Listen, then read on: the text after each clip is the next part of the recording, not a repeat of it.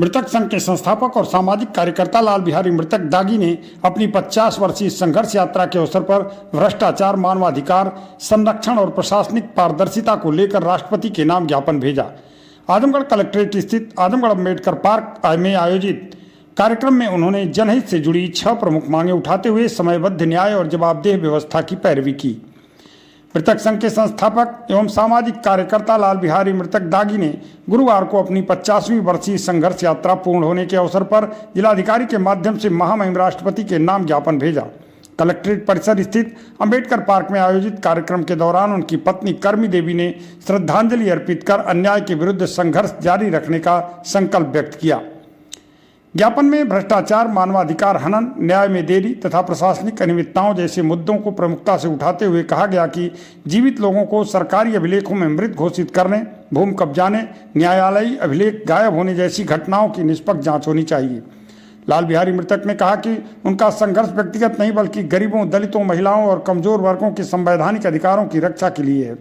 राष्ट्रपति को भेजे गए ज्ञापन में अस्थायी धरना स्थल की स्थापना, पत्रकारों की सुरक्षा एवं बीमा, जीवित मृतक प्रकरणों का त्वरित निस्तारण, सभी राजस्व वादों का पूर्ण कंप्यूटरीकृतकरण, पुराने प्रकरणों की स्वतंत्र जांच तथा जनप्रतिनिधियों को मिलने वाली पेंशन और सुविधाओं की समीक्षा सहित 6 प्रमुख मांगे रखी गई।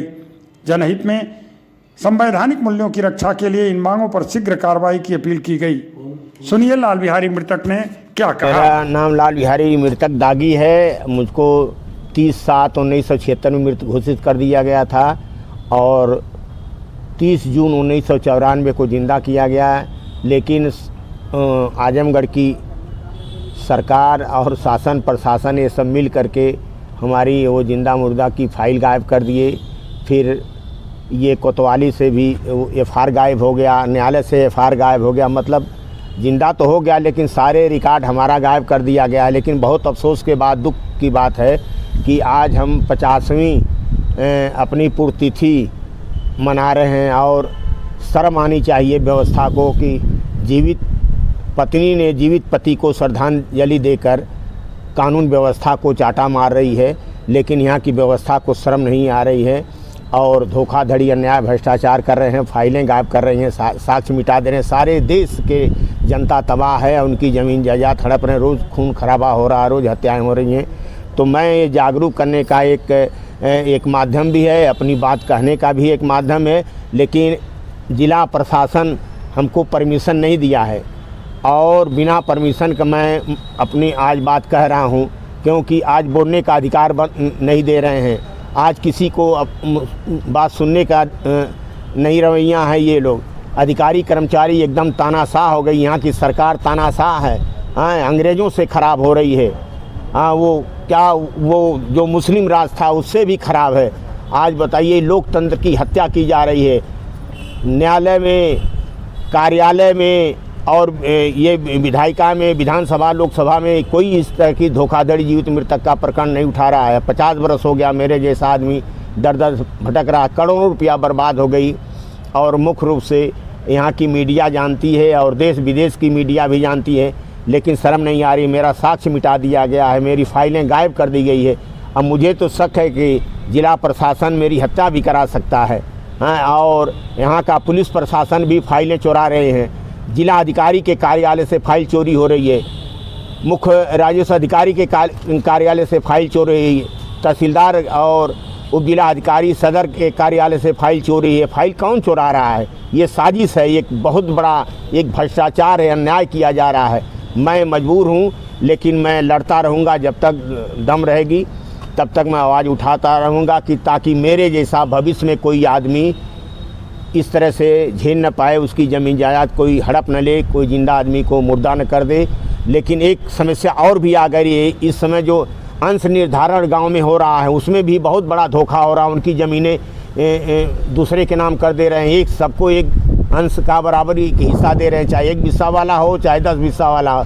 तो मेरे भाइयों, मैं आप लोगों से प्रार्थना कर रहा हूँ कि मेरी आवाज़ उठाइए। और मैं बहुत पीड़ित हूँ और मैं चाहता हूँ कि इसकी CBI जांच हो।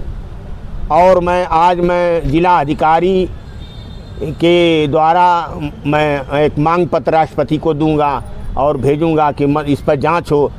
और उसमें कई मांगे हैं, करीब 6-7 मांगे हैं। मैं वो उतना तो नहीं पढ़कर सुना पाऊंगा, लेकिन मैं उस चीज़ की लिए मैं आप लोगों से प्रार्थना कर रहा हूं कि आप इस हमारी बात को उठाइए। मैं ये नौटंकी नहीं कर रहा हूं, मेरा एक संघर्ष है, जागरूक करने का अभियान है।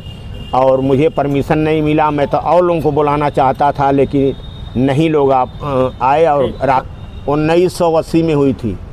मृतक संघ का स्थापना स्वर्गीय श्यामलाल कनौजिया किए थे, और सन 80 में मृतक टाइटल भी मेरा रखे थे कि ये मृतक शब्द सुनकर अधिकारी कर्मचारी शर्माएंगे और न्याय के प्रति जागरूक होंगे। लेकिन ये भ्रष्ट हैं, एकदम घुसखोर हैं, अन्यायी हैं। इनके एकदम मतलब समझिए कि इनके खून में न्याय नाम की कोई चीज़ नहीं है।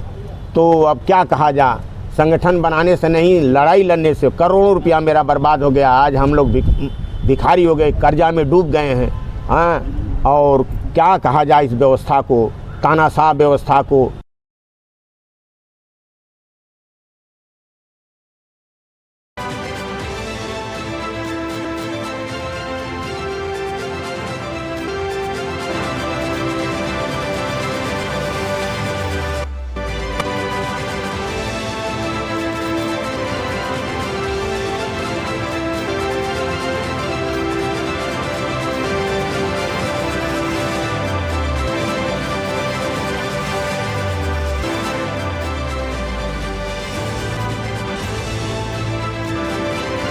नर्सिंग में करियर बनाना चाहते हैं लेकिन सही कॉलेज की तलाश है?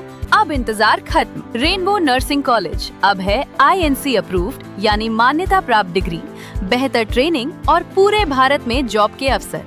अब आपका सपना बनेगा एक मजबूत और सुरक्षित करियर। आज ही जुड़े रेनबो नर्सिंग कॉलेज से और अपने भविष्य को दें सही दिशा।